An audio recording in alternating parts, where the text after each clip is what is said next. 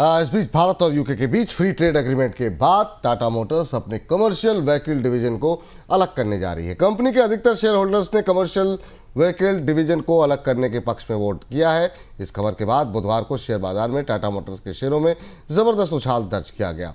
Sir, demerger को लेकर के टाटा मोटर्स का पूरा प्लान क्या है और इससे शेयर होल्डर्स को क्या कुछ मिलने वाला है?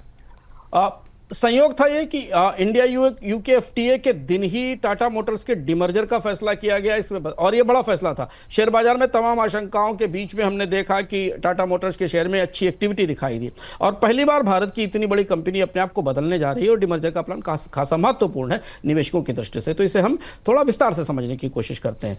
टाटा मोटर्स के शेयरधारकों ने जिस प्रस्ताव को मंजूरी दी है उस हिसाब से टाटा मोटर्स अब दो कंपनियों में बदली जाएगी। एक Tata Motors commercial vehicles limited और Tata Motors passenger vehicles limited.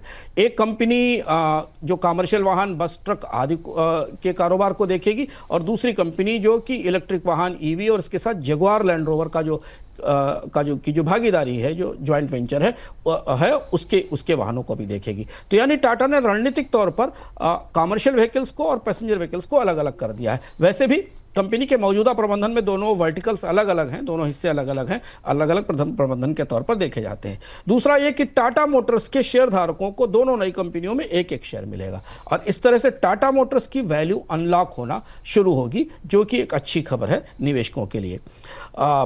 दोनों कंपनियों में कर्ज का बंटवारा अभी 60-40 का अनुपात है। कर्ज को बांटा जाएगा। टाटा सन्स एक होल्डिंग कंपनी बनाएगा, जो होल्डिंग कंपनी इन दोनों कंपनियों को संभालेगी, यानी दो टाटा मोटर्स के दो जो अलग अलग कंपनियां हैं उन्हें संभाला जाएगा।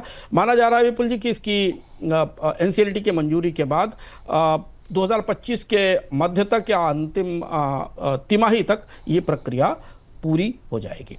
जी सर, लेकिन भारत यूके के समझौते का इस डिमर्जर पर कोई असर होता हुआ देख रहे हैं? किस तरीके का असर हो सकता है? हाँ, ये भी था, क्योंकि ये एक महत्वपूर्ण पहलू था इसका। और जैसा मैंने कहा कि संयोग था कि टाटा मोटर्स का डिमर्जर और इतनी बड़ी कंपनी का डिमर्जर दो कंपनियों में ठीक उस समय हुआ जबकि यूके और भारत के बीच एफटीए हुआ था। चूंकि जो अभी समझौता हुआ उस हिसाब से एफटीए के तहत यूके से जो इम्पोर्टेड व्हीकल हैं भारत में, उन पर अब टैरिफ 100% से घटकर 10% हो गया कोटे के तहत। हालांकि ये 10 साल में लागू होगा। इससे जेएलआर की गाड़ियां भारत में सस्ती होंगी।